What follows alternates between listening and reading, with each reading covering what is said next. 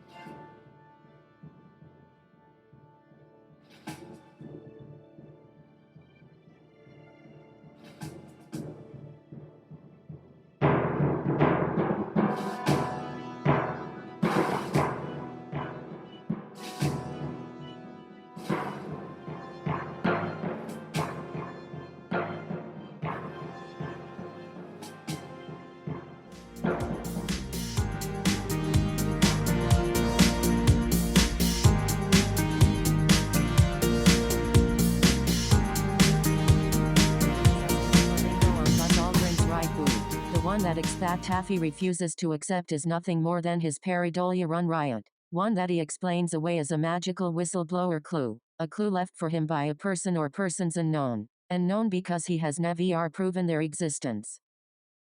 Okay, folks. To start off, I'll give you some examples of what these two nutcases claim to be pareidolia. Some of the findings of the brilliant expat Taffy over the last 6 or 7 years. I've got hundreds of them, but we don't want to make the video too long. I'll just give you a few examples so you can compare the findings of the brilliant expat Taffy to the findings of those two nutcases working for NASA. And you can make up your mind who you think is mentally insane. And just remember, folks, the brilliant expat Taffy is here, showing his face, using his brain and his own voice. And no matter how many times I offer those nutters the challenge, they will not take it up. They haven't got the courage of their convictions. So let's take a look at a few of the examples of the brilliant expat Taffy that these netters claim are pareidolia. Let's take a look at a few of them, shall we? Okay, we'll start off with this one here, one of the first discovered by the brilliant expat Taffy. Buzz Aldrin standing in the footpad of the LEM for the Apollo 11 LEM, and look what we got. We've got a little whistleblower's clue here, the head of a pink flamingo. You can distinctly see his curved down beak, his mouth, a white eyeball, a black pupil, a pink head, and a long neck, just like his mother here. Before we look at expat Taffy pictures of flamingos, let's take an extended look at the photographs of Buzz Aldrin coming down the Apollo 11 lunar module ladder, and see if we can see any flamingos on his boots in any of the other photographs.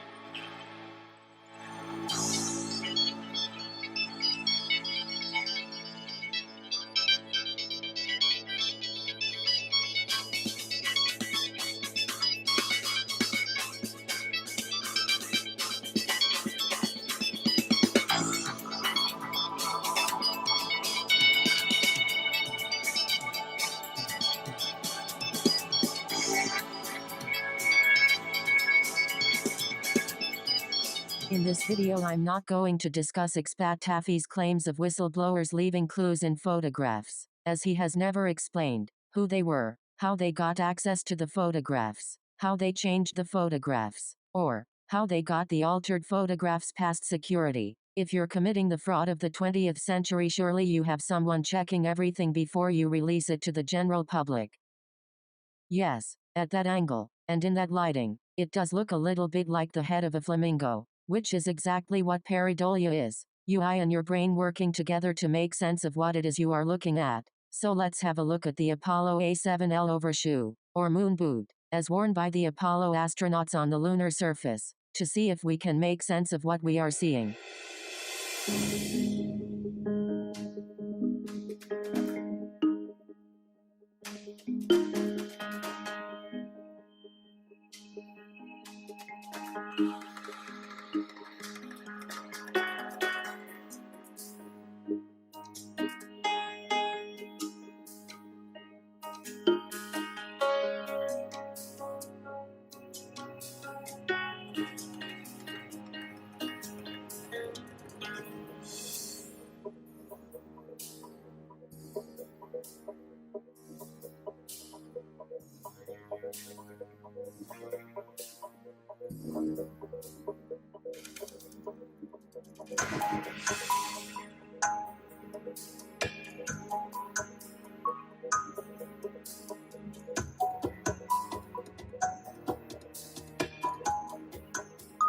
In the photo on the left, the arrow points at the bottom corner of the A7L overshoe strap. The arrow in the right-hand photo points at the same spot. The end of the strap appears vertical in the left-hand photograph because Buzz is standing on the LM foot pad. As a result, his heel is higher than his toes. In the photo on the left, the arrow points at top front of the A7L overshoe. This area is white. The arrow in the right-hand photo points at the same spot. When viewed at the odd angle caused by Buzz Aldrin standing on the LM foot pad, with his heel higher than his toes, the white top front of the shoe combined with the overshoe strap creates the image of a flamingo.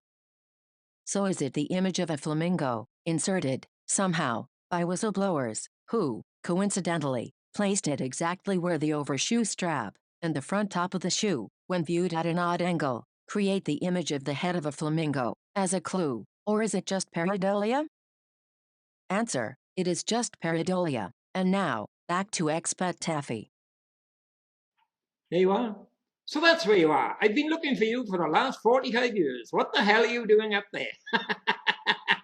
Hello, Mama. Now, let me tell you folks, this little pink flamingo